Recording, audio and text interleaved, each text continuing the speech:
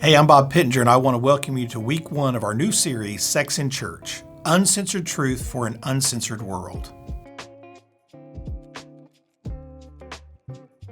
People often get confused when talking about intimacy because they think it's all about sex. But as Pastor Alex said, sex is not the answer to intimacy.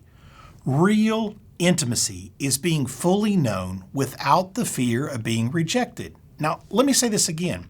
He said, real intimacy is being fully known without the fear of being rejected. Think about the times you felt the closest to your spouse. It's when you could be yourself, share your struggles, your hopes, your dreams, fears, anxieties, or anything else, and know that they will always be there for you.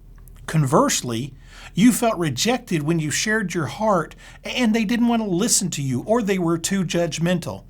Either way, you were left feeling alone and burdened with life's cares. Why? Because of a lack of intimacy. So, how do you build an intimate relationship? Well, Les and Leslie Parrott addressed this topic in their blog, Help, We Want More Emotional Intimacy in Our Marriage. Great title, right?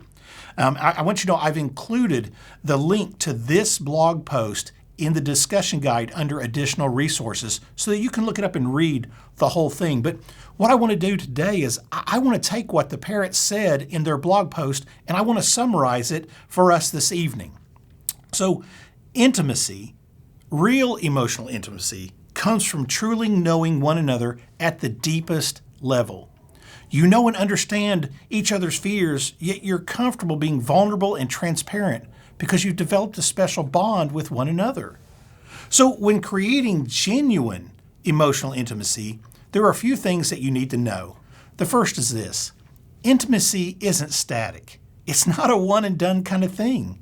It's a continual work, continual conversations, listening, asking the right questions, and spending time together, purposely seeking to know and be known. Intimacy is constantly growing, constantly evolving, and constantly adjusting. There'll be times you feel closer and other times that you feel a sense of distance between you. Sometimes you must intentionally work harder than others for emotional intimacy. But when you have that, you recognize when you're moving apart and have a proven way to store it because you've built this intimate relationship. When you feel distant, now you know how to work to bring it back together. When you know your emotional intimacy, you will know that it needs continual attention. When you know what it is, you know it doesn't just happen. You know you have to continually give it attention, and that should create a sense of security rather than a sense of fear. Just because your relationship doesn't seem close, that it seems distant, it doesn't mean it's lost. It does mean making a concerted effort to restore that closeness. Restoration isn't a time for the blame game. It's a time to draw near to one another, examine how you're both feeling, and reconnect by talking, listening, asking questions, and just being together. The next step is this: invite your spouse to open up.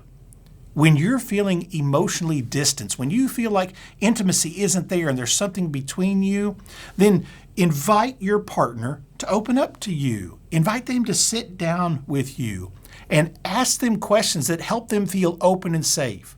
Have conversations that help you get to know each other better than ever. Now, keep your questions focused on your spouse rather than yourself. This means taking the time to really listen to their answers. Not be listening so that you can give a response, listening to hear what they say. And remember this has always been my problem when listening to my wife, and so I'm going to share this with you. Don't assume they're looking for you to fix what's happening in their life. Let them ask for your opinion before you give it. It lets them know you're listening and respecting them, that they just need someone to talk to and not someone to fix everything. So let them ask for your opinion. My wife over the last 30 years has taught me very quickly that if she wants my opinion, she's going to ask for it. But sometimes all she wants me to do is listen and let her process verbally. And so by doing that, I'm creating intimacy for her by just listening and not feeling like I have to be the fixer. Why? Because we all want to be the person who knows them better, deeper, and more intimately than anyone else on the planet. And that means intentionally sitting down to talk, listen, and learn. Thirdly, we need to create a safe place for each other by asking curious questions, listening to understand, and showing up for one another. Loving each other this way creates the safest and most emotionally intimate place on earth, your hearts, your marriage, your lives. Developing emotional intimacy doesn't just happen when you get married. It takes two people who purposely seek it, long for it, and are willing to sacrifice for it. This may seem complicated or intimidating. However, having a specific scheduled time to sit down and talk is a great beginning. Over time, it'll get easier, but not less important, of being intentional. Over time, when you grow distant and you need to come back together, it will get easier to come back together. When you are close and you want to spend time together, that will be easier. But it'll never lessen the importance of being intentional.